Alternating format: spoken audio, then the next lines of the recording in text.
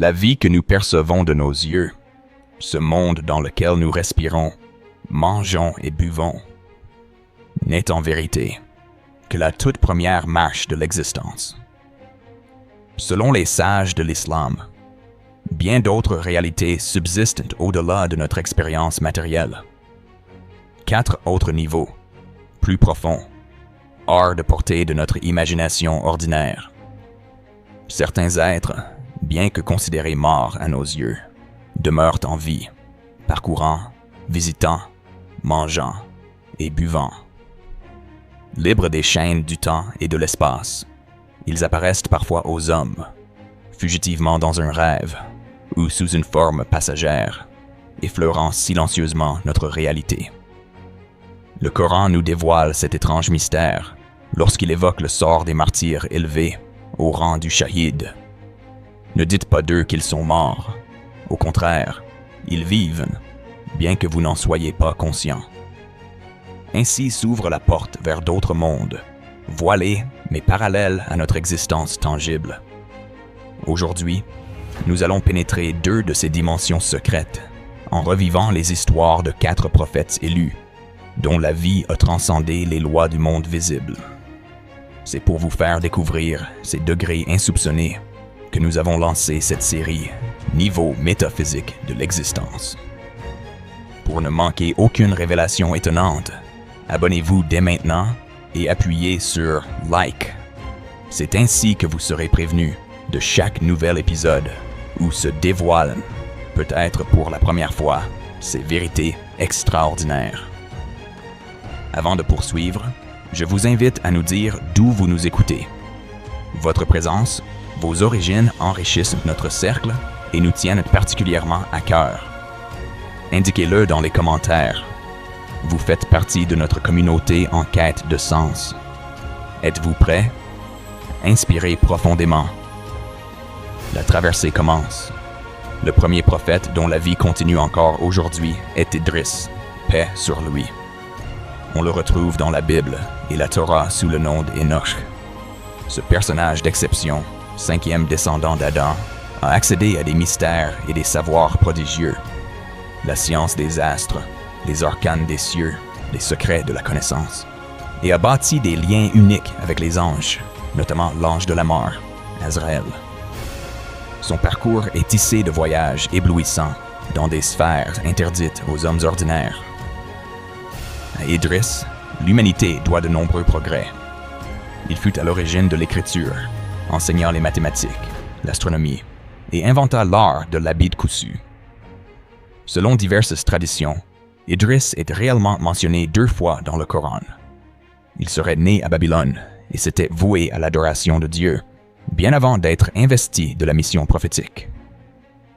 D'après la chronique d'Al-Tabari, lorsque la prophétie lui fut confiée, Adam avait déjà dépassé 620 années de vie. Envoyé pour appeler les descendants de Kabil à la voix du Très-Haut, il tenta d'éveiller leur cœur à l'obéissance et de les préserver des ruses de Satan. Peu le suivirent. On dit qu'environ 1000 âmes crurent en lui. Idriss maîtrisait tous les idiomes de son époque, apprenant et enseignant à chacun dans sa langue, unissant science et spiritualité dans une époque antérieure, même à Noé. Durant sa vie, Allah lui révéla 30 feuillets de sagesse. Les anges, fascinés de sa piété, se plaisaient à le fréquenter. Un jour, Idriss exprima à l'ange chargé du soleil le désir de rencontrer Azraël. L'ange transmit sa requête. Azraël, sous forme humaine, vint alors à la rencontre d'Idriss, pendant que celui-ci s'adonnait à l'adoration. Azraël le salua et demanda s'il pouvait partager sa retraite avec lui. Ignorant qu'il avait affaire à un ange, Idriss remarqua qu'il serait difficile pour un simple mortel de supporter son austérité. Jeûne, veille, adoration constante.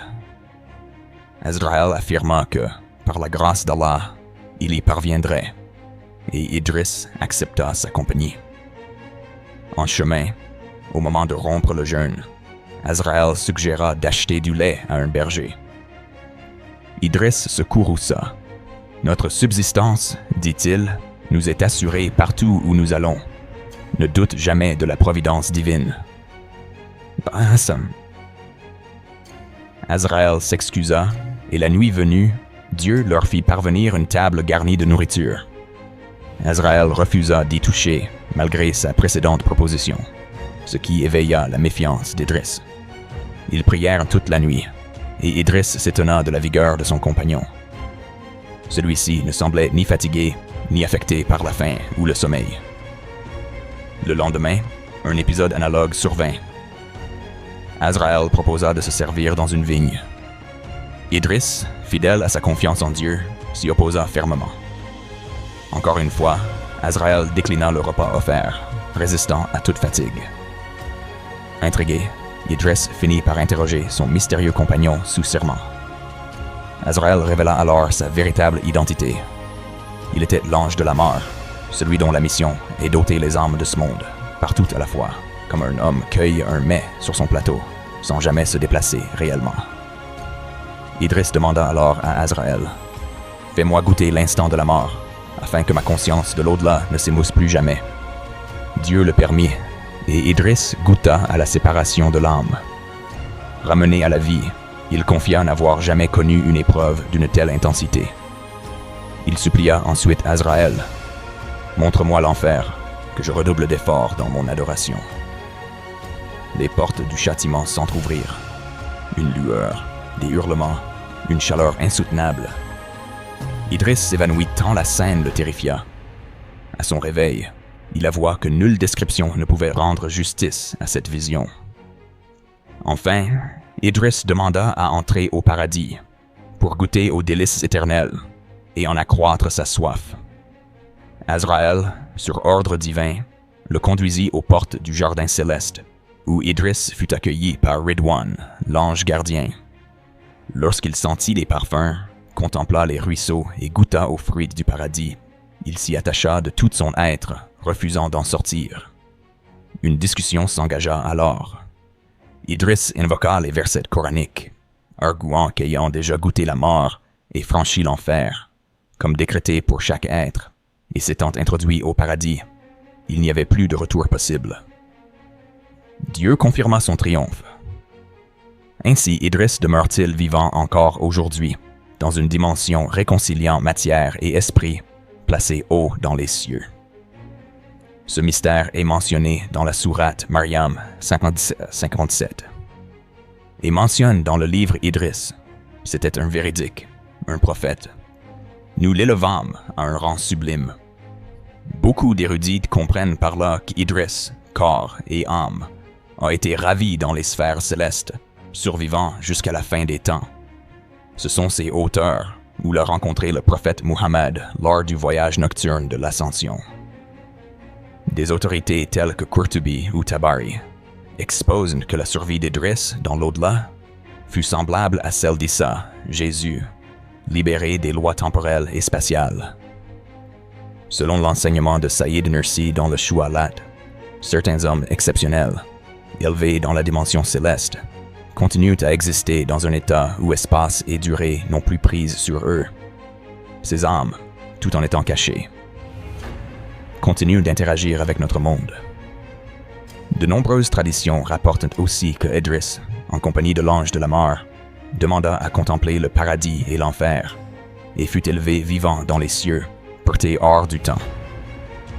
Quant à Khidr, paix sur lui, sa nature demeure une énigme et un objet de débat.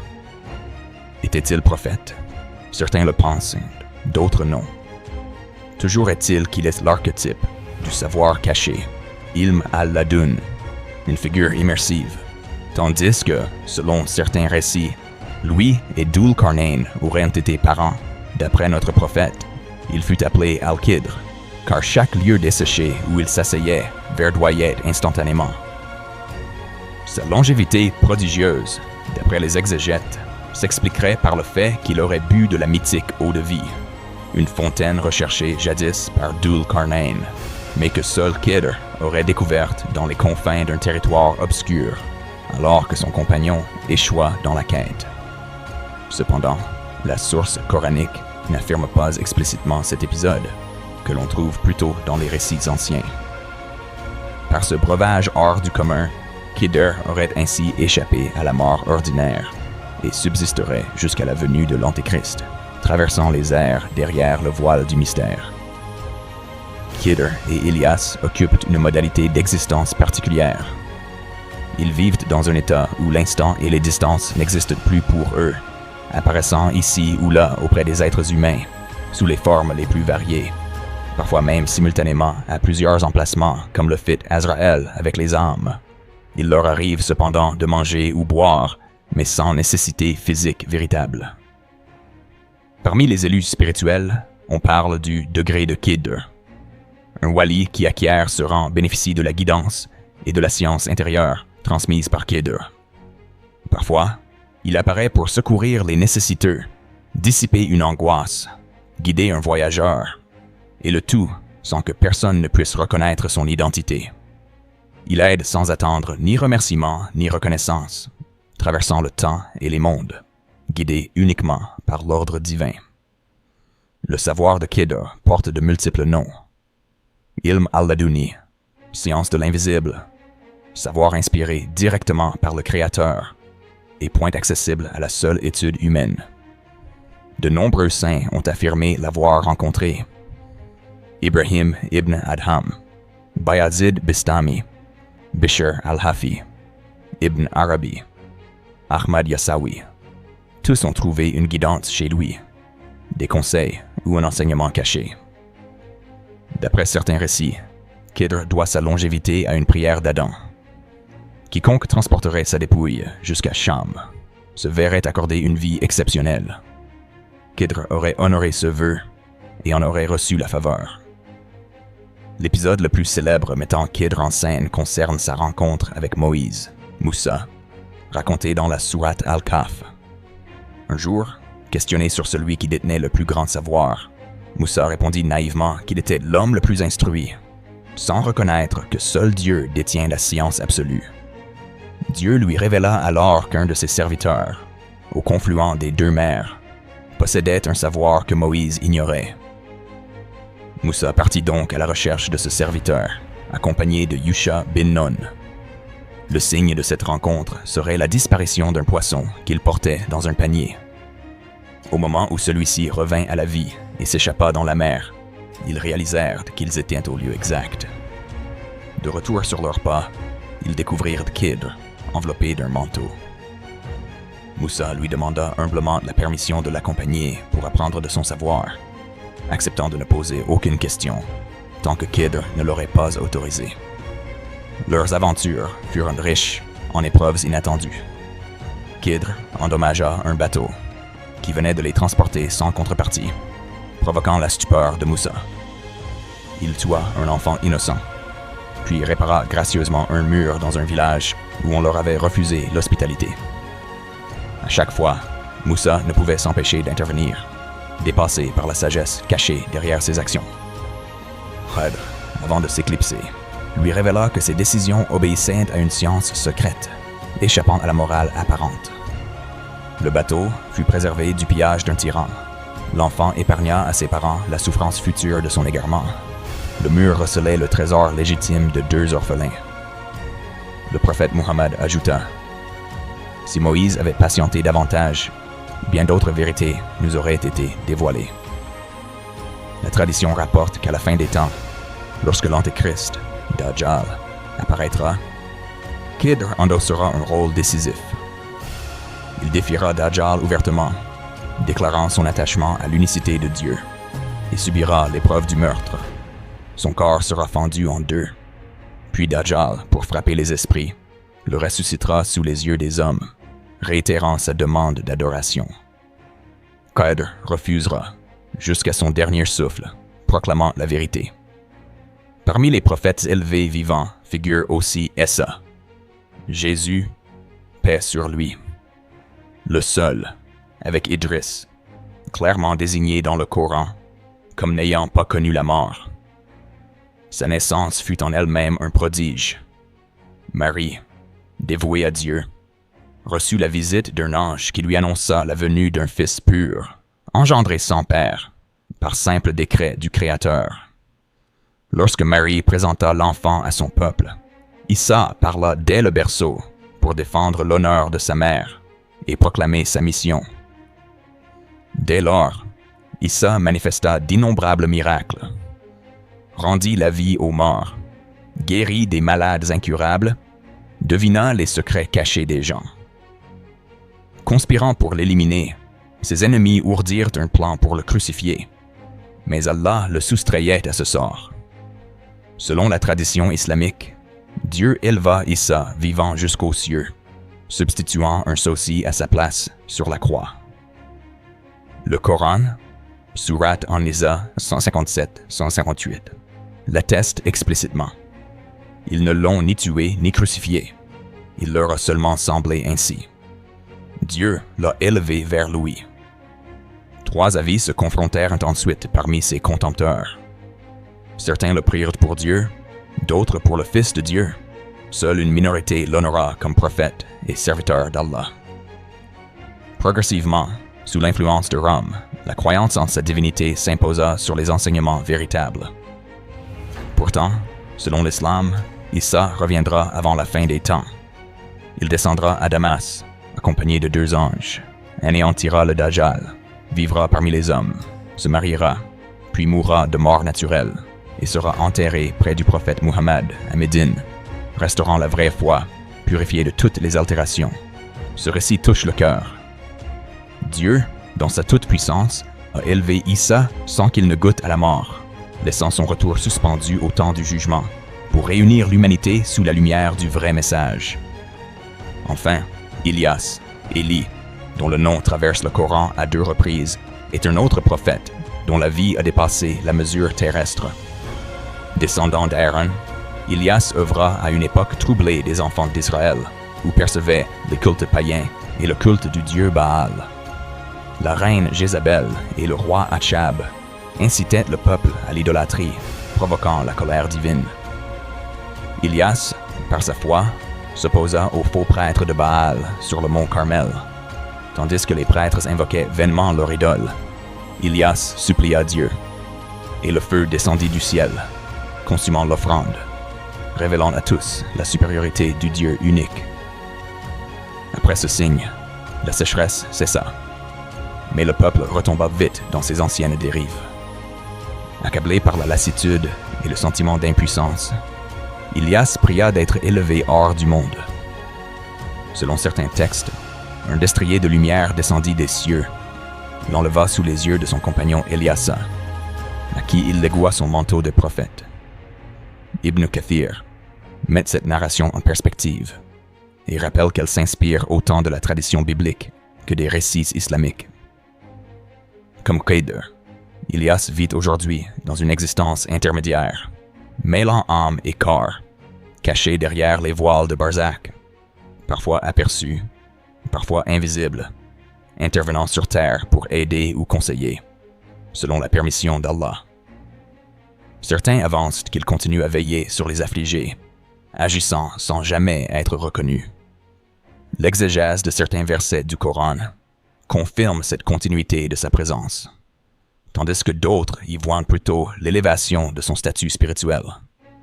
Dans les évangiles, il porte le nom d'Élie, tandis que la tradition musulmane signale des épisodes où le prophète Muhammad aurait reçu sa visite, l'un où une table descend du ciel et où Ilyas repart, pareil à Idris, juché sur un cheval éclatant. Au fil des siècles, à travers ces figures, Allah rappelle que la vie véritable ne se limite pas à ce que nous touchons, ni à ce que la mort semble interrompre. D'autres chemins, d'autres états, d'autres horizons s'offrent à l'âme qui quête la vérité. Cette série ne fait que débuter. Pour en suivre toutes les prochaines révélations, abonnez-vous, activez la cloche et partagez dans les commentaires vos réflexions, vos ressentis ou vos propres histoires. Soutenez-nous en likant la vidéo. Chaque geste renforce ce cercle de chercheurs d'absolu. Puisse la paix et la lumière vous entourer, où que vous soyez. Assalamu alaikum.